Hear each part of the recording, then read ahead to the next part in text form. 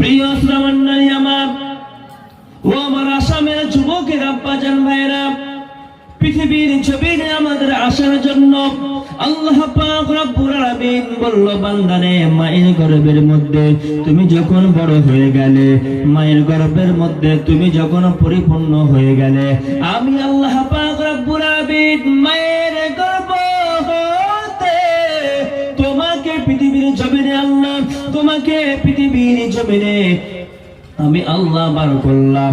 কিভাবে বার করলাম?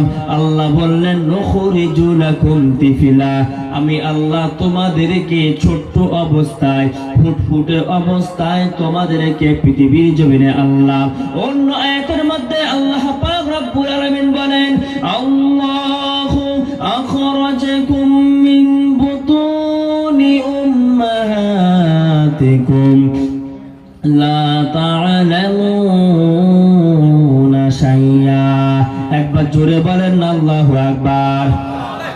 আল্লাহ পাক রব্বুল আলামিন বলল, বান্দারে শোনো না, শোনো না, শোনো না, আমি তোমাদের আল্লাহ বললাম, আমি তোমাদের প্রভু বললাম, আমি আল্লাহ শুনিয়ে দিলাম। বান্দারে তোমাকে মায়ের গর্ভ থেকে আমি আল্লাহ বার করলাম। আল্লাহু আখরাজাকুম মিন বুতুনি উম্মাহাতিকুম, আমি আল্লাহ তোমাদেরকে মায়ের গর্ভে থেকে বার করলাম, তোমাদেরকে বার করলাম। লা তা'লামুনা শাইয়া,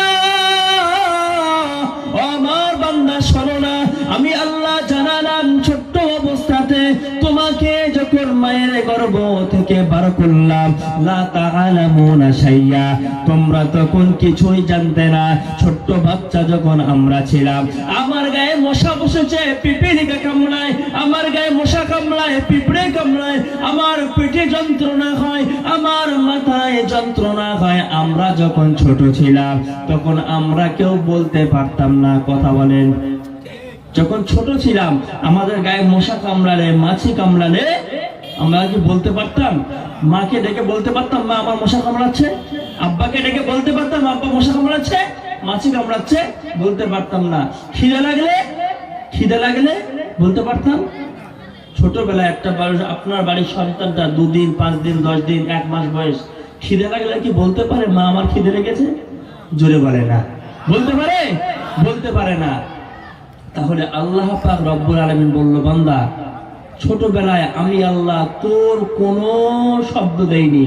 ভালো করে বুঝবেন আল্লাহ তিনি কে, কত রকম ভাবে আমাদেরকে তৈরি করেছেন, কত অনুগ্রহ করে। আচ্ছা, একটা ছোট্ট বাচ্চা আব্বা বলতে পারে না, মা বলতে পারে না, কোনো কথাই বলতে পারে না, কিন্তু কাঁদতে পারে কি করে? কান্নাটা পারে কি করে? কান্নাটাও তো না করতে পারতো। ছোট মানুষ একবার চুপচাপ, কিন্তু কিছুই বলতে পারে না, কান্নাটা করতে পারে কেন? কোনদিন ভেবে দেখেছেন? একটা ছোট্ট বাচ্চা কিছুই বলতে পারে না, কিছুই করতে পারে না, কিন্তু কাঁদতে পারে কেন? কান্না বলে এই যে কান্নাটা করতে পারে কেন? আমার আসামের যুবক ভাইরা, আমার আব্বা জানেনা, আমার আল্লাহ পাক রব্বুল আলামিন জানিয়েছে, বান্দারে ও আমার বান্দা, আমি তোমার আল্লাহ বললাম, আমি তোমার আল্লাহ শোনালাম, আমি তোমার আল্লাহ জানিয়ে দিলাম। আমি কে আমাকে বোঝার চেষ্টা করো, আমি তোমার রব বলে দিলাম, আমি তোমার রব বললাম, আমি তোমার আল্লাহ বললাম। তুমি যখন কোনো কথা বলতে পারো না, তুমি যখন চলতে পারো না, তুমি যখন তোমার অভাব বুঝতে পারো না, তুমি যখন কিছুই জানো না, আমি আল্লাহ তোমার মধ্যে কান্নার অবস্থা দিয়েছি।